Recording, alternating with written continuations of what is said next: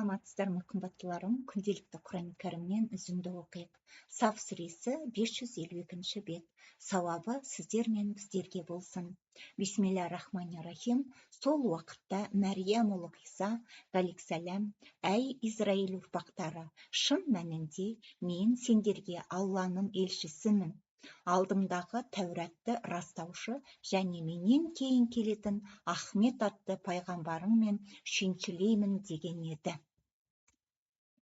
Бірақ ол айтылған пайғамбар оларға ашық дәлелдермен келген кезде бұл ашық жады деді. Ислам дініне шақырылғанда Аллаға қарсы өтірік жала жапқаннан кім залымырақ?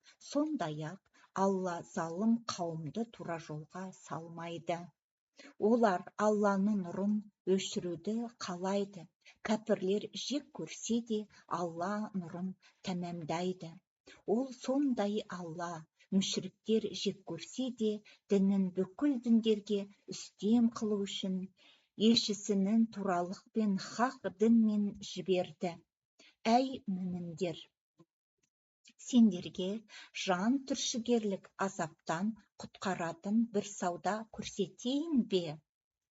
Аллаға, елшісіне иман келтірсеңдер, малдарыңмен, жандарыңмен Алла жолында күрессеңдер, егер білетін болсаңдар, осылардың сендер үшін хайырлы, күнәларыңды жарылқайды. Сендерге астарынан өзендер ағатын, бейіштерге, ғадын жәннаттарындағы орындарға кіргізеді. Зор табыс осы. Тағы басқа сендер жақсы көретін бір нәрсе бар. Алла жақтан бір көмек және жақын бір жеңіс бар. Мұхаммед алейхиссалам мүміндерді қуандыр. Әй мүміндер, Алланың дінінің көмекшілері болыңдар. Мәрия ұлы Иса алейхиссаламның хауариларға: Алла жаққа көмекшілерің кім дегенде, хауарилардың Аллаға біз көмекшіміз дегеніндей, сонда Израиль ұрпақтарының бір тобы иман келтіріп, бір тобы қарсы шықты. Иман келтіргендерді дұшпандарына қарсы қолдандық.